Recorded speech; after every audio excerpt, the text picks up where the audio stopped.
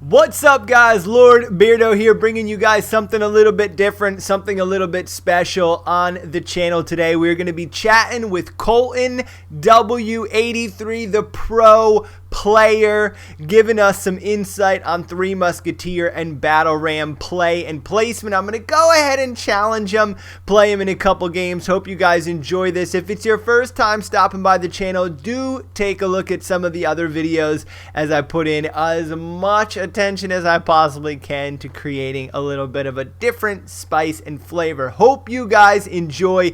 Let's jump in on the conversation between me and Colton. Alright, so what do you think? I guess let me take a look at one of your replays or something. I just want to learn the battle ram. I don't get the battle ram and the tornado. I don't know if you like when you teach, like you do teaching and stuff like that. Yeah, I coach. Wait, do you mean like in the same deck? My deck doesn't have a tornado in it, but it has battle ram. Okay. No, that's cool then. Let's try. Let me see what your deck is. Let me see. I want to see. We should play a match. Let's play a match. I'm done. Do you want me to share a replay of like? Do you want me to share a replay too, or? Yeah. So you'll share a replay, and I guess I'll ask you about it as you go through. Tell me about like. Dude, want me to do a close match or like me dominating someone? Do a close match. Yeah, do a close match. Do something that was like not the easiest for you to sweep out a victory. Expo is like a counter deck, so I can show that probably. You do a lot of the grand challenges? Yeah, I have like 230,000 cards on. That's crazy. That was the big question. So one of my questions that went out from Danny Boy from my clan says, what decks do you see in Grand Challenge? I'd say Three Musketeers. I mean, well, I play Three Musketeers. Actually, I don't see that many on the enemy, but Graveyard, this Tornado Graveyard deck I just showed, I'm actually seeing a decent amount of Expo now. Spellbait still a thing. Golem decks are still pretty big. And then Lava Hound, I would say. Alright, so what could be cool here? Check it. We could hit the watch button at the same time, and then you could talk through the match. Yeah, sounds you want to good. do that? So do it in 3, 2, 1. Jumping into Colton's match right here. And this is, he just was saying that the bowler tornado deck is pretty big and popular right now in the Grand Challenge. I'm against. I actually misclicked that Ice Spirit. I meant to wait. So typically when you have Ice Spirit, or if you're trying to rotate your pump, because your first play almost always should be pumped. If you play an Ice Spirit at 9 Elixir on the bridge, for some reason people like want to stop it, and they'll put like a 9 in front of their tower, which is usually bad because you want to start at the back to give yourself more time. So it's just like a safe play, and you get a little bit of damage. They ignore it. And it's 1 Elixir, so I cycled the pump. Now I'm defending. I played these Three Musketeers just a little bit early, so I already know what deck he's playing. That's actually a tornado he shouldn't have done, but I know what deck he's playing, and one of the main priorities when you're against this graveyard deck is to kill the tanks, so that, or to block the tanks so that the graveyard doesn't have something tanky for it. So I'm actually just sacrificing my muskets there, which it was a 9 for 9, so it's whatever. Right. And I'm trying to build up pumps because it's really hard for me to go on offense until I have an Elixir lead, because he has a lot of really good counters to Three Musketeers and Bowler, Tornado, Poison. So you really have to try to get an Elixir lead first, and you do that by pumping up. And playing what, defense right at the bridges? Seems like you're playing a lot. You should try to kill his tanks at the bridge before they can tank for the graveyard, because graveyard has a lot harder time doing damage when the tower is killing the skeletons as well. So at this point, though, you can see. Also another thing is early on you can, if he does end up poisoning the Musketeers, it's okay because you're getting pumps up. As long as you can't punish pumps, you'll end up winning late game. Okay. Or at least you should if you play your offense correctly. So this time, I think I may have screwed this up again. I don't remember.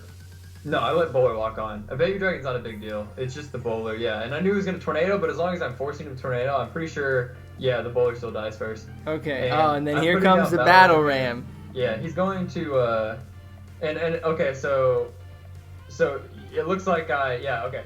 So I knew he doesn't have Log, but he does have Electro Wiz, and my Musketeers were all within like 1 HP. So instead of going the same lane, now that he doesn't have Electro Wiz up, his Tornado's out of hand, his Bowler's out of hand, he doesn't have a counter to Goblin Gang, or to Ice Spirit plus Goblin Gang at the bridge, or it could have been Knight plus, or Battle Ram plus Goblin Gang.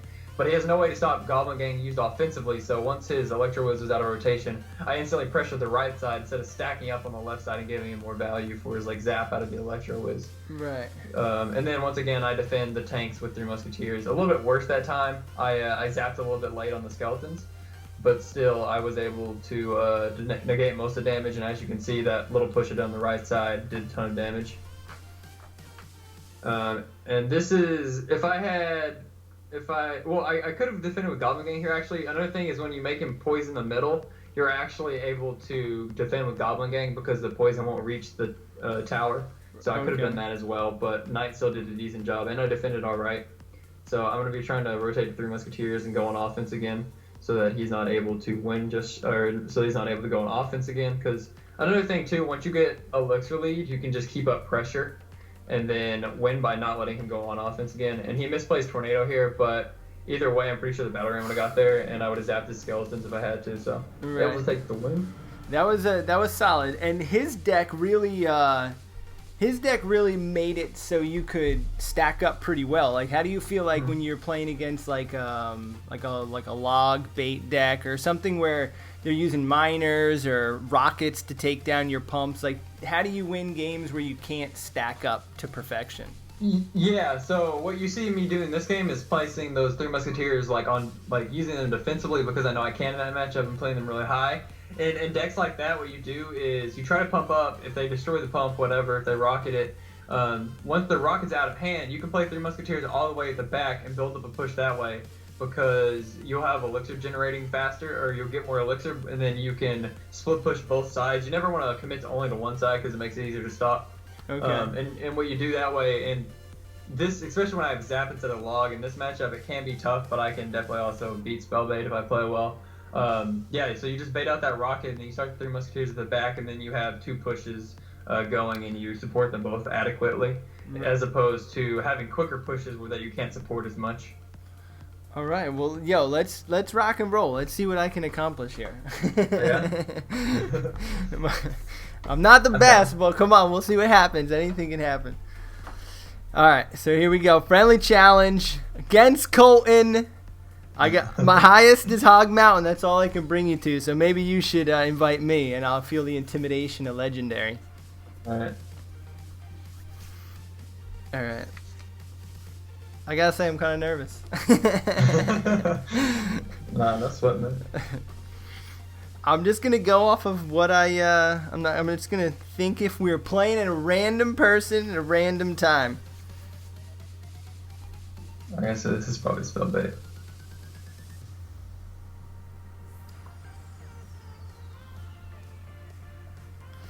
I'm gonna try to be different.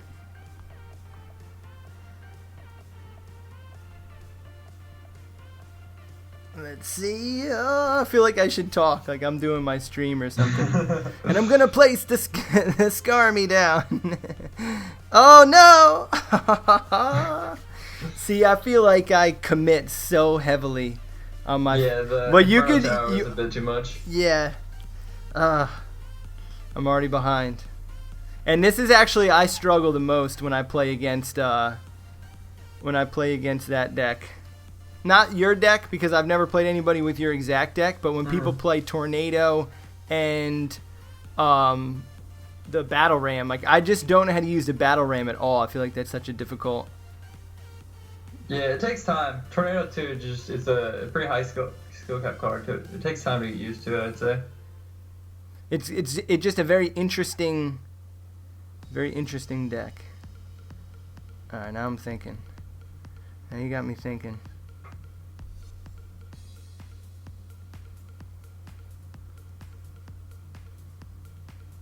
A couple Hoggy hits. You got me so low on that side though. Oh yeah, see, I see where this deck isn't gonna work out. That's such a strong push. The Goblin Gang on the bridge is so impressive. Yeah, and if you can only, I mean, it's all, this deck is all about split pushing. So like, even though I have the other side lower, I don't have to push that side. I'm getting hammered. I just I force you to defend one side or the other, and then I get damage on the what side you don't defend. I feel like I kind of played you. I should have went more aggressive off the bat, I would say. Yep, this is trouble.